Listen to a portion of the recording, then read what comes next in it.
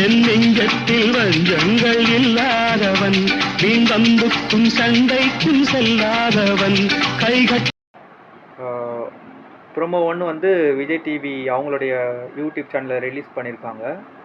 அதுக்கு கீழே வந்த டாப் கமெண்ட்ஸ் தான் நான் உங்களுக்கு படித்து காட்ட போகிறேன். ஸோ அடுத்த கமெண்ட்டு, ஆளும் புதுசு ஆட்டமும் புதுசு ஆனால் கண்டஸ்டன்ஸ் ரொம்ப பழசு, ஒரே விஜய் டிவி செட்டு. கரெக்டு தான், ஆளும் புதுசு ஆட்டமும் புதுசு, கண்டஸ்டன்ஸும் புதுசாக இருந்தால் தான் கொஞ்சம் நல்லாயிருக்கும். ஆனால் புதுசாக இருந்தால் டக்குன்னு ரீச் ஆகாது, உங்கள் மனசுக்குள்ளேயே அவங்களுக்கும் உங்களுக்கும் ஒரு பாண்டிங் ஆகாது, ரீச் ஆக முடியாது. ஆனாலும் ஆல்ரெடி நீங்கள் பார்த்த ஒருத்தரை தான் உங்களுக்கு கொண்டு வர முடியும். அப்போ தான் அந்த ஷோ வந்து டக்குன்னு ஒரு பிக்கப் ஆகும். அதுக்காக தான் அது, வேறு எதுவும் இல்லை.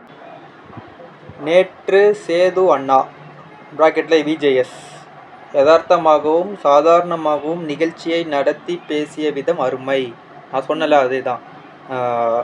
எல்லோரும் எப்படி இருக்கும், அவர் என்ன மாதிரி பண்ண போகிறார், ஹோஸ்ட் பண்ண போகிறாரு, என்ன ப்ரொஃபஷனலிசம் எப்படி இருக்கும் அப்படிலாம் போட்டு திங்க் பண்ணிகிட்டு இருக்கும்போது அப்படியே வந்தார்.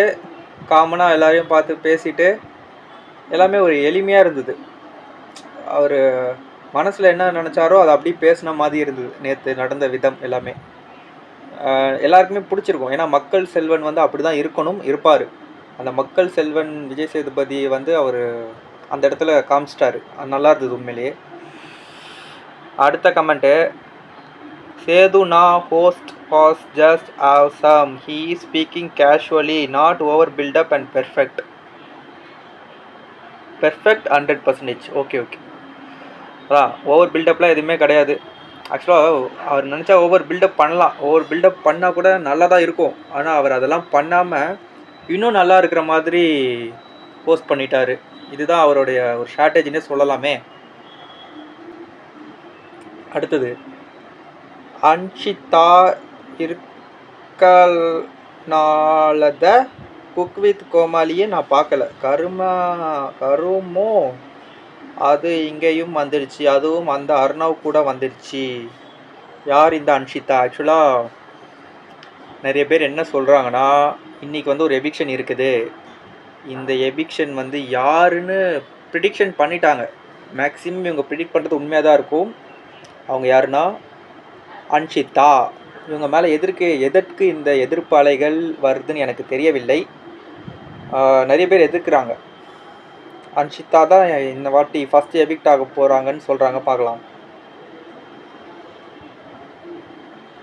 எல்லோரும் யாரை வெளியேற்றணும்னு முடிவு பண்ணுறாங்களோ அவங்க தான் வீட்டின் தலைவர், கரெக்டாக பிக் பாஸ்.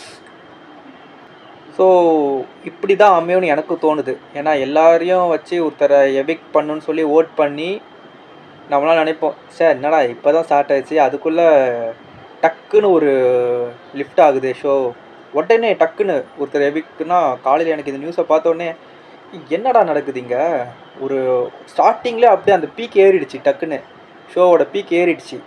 அப்படி நினச்சி தான் நான் பார்த்தேன். ஆனால் இந்த கமெண்ட்டை பார்க்கும்போது என்ன தோணுதுன்னா, அந்த பீக்குக்கு இன்னொரு பீக்கு எவிக்ட் ஆக போகிறாங்கன்னு நினச்சிருப்பீங்க. ஆனால் அவங்க தான் இந்த வீட்டோட லீடர், பேர் என்ன கரெக்டாக, வீட்டின் தலைவர், வீட்டோட தலைவராக ஆக்க போகிறாரு பிக் பாஸ் அப்படி சொல்லி ஒரு பெரிய ட்விஸ்ட்டாக அமையும் அப்படின்னு சொல்லி இவங்க கெஸ் பண்ணியிருக்காங்க. மேக்ஸிமம் இதுதான் நானும் நினைக்கிறேன், அவங்க வீட்டோட தலைவராக ஆவாங்கன்னு நினைக்கிறேன். ஆனால் நிறைய பேர் இன்னொன்று சொல்கிறாங்க, என்னென்னா இந்த கமெண்ட்லேயே இருக்கும் பாருங்கள். ஸோ இவங்க வந்து எவிக்ட் ஆயிட்டாங்கன்னு லைவில் நிறைய பேர் பார்த்துட்டு என்கிட்ட சொல்கிறாங்க அப்படின்னு நிறைய பேர் சொல்கிறாங்க. லைவ்லேயே வந்து இவங்க வந்து எவிக்ட் ஆனதை நிறைய பேர் பார்த்துருக்காங்க. அதனால தான் வந்து அன்ஷிதா வந்து எவிக்ட் ஆகிட்டாங்கன்னு சொல்கிறாங்க நிறைய பேர், அப்படின்னு நிறையா பரவிடுச்சு. ஸோ இது எந்த அளவுக்கு உண்மைன்னு இன்றைக்கி நம்ம பார்த்தா தெரிஞ்சிடும். லைவில் ஒரு வேளை பார்க்குறாங்க போல், லைவ்னா 24/7 வருதுன்னு நினைக்கிறேன். நான் அதெல்லாம் ஃபாலோ பண்ணுறது இல்லை, நம்மளுக்கு எதுக்கு 24/7 அதே ஃபாலோ பண்ணிட்டு தான் நம்ம வேறு என்ன வேலைலாம் பண்ணுறது. ஓகே நண்பர்களே, இதே மாதிரி நான் உங்களுக்கு சுவாரஸ்யமான மக்களின் கருத்துக்களை உங்களுக்கு கொண்டு வரலான்னு இருக்கேன். ஏன்னா ஒவ்வொரு யூடியூப் சேனல்லையும் பார்த்தா அவங்கவுங்க ரிவ்யூங்கிற பேரில் ஓவராக ஹைப் பண்ணி அந்த சுவாரஸ்யத்தை கூட்டுறேன்னு சொல்லிட்டு ரொம்ப மசாலாவை போட்டு தீட்டுறாங்க. நம்மளுக்கு அது பார்க்கலாம் பிடிக்கவே மாட்டேங்குது. ஸோ மக்கள் இப்போ கமெண்ட் படித்தவங்க எல்லாருமே போடுற எல்லாமே சாதாரண என்னையும் உங்களையும் மாதிரி மக்கள் போடுறாங்க, அவங்க மனசில் இருக்கிற கருத்துக்கள். இதுதான் நம்ம வந்து பார்க்கணும். ஸோ இதெல்லாம் நான் உங்ககிட்ட கொண்டு வரலான்னு இருக்கேன். மக்களோட கமெண்ட்ஸ் எல்லாம் நம்ம எடுத்து நம்ம டிஸ்கஸ் பண்ணலாம். ஏதோ ஒரு ரூமர்ஸு இதெல்லாம் கேட்டு நம்ம எதையுமே முடிவு பண்ணிவிட்டு போக தேவையில்லை. ஸோ நன்றி அனைவருக்கும். வீடியோ பார்த்த அனைவருக்கும் ரொம்ப நன்றி. அடுத்த வீடியோவில் இன்றைக்கே வரேன், முடிஞ்சவரை இன்றைக்கே வரேன். Thank you all, take care.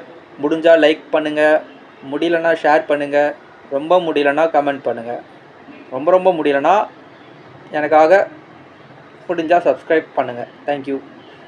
இந்த பயணத்திலே இது போதும் கண்மணி, வேறென்ன நான் கேட்பேன்.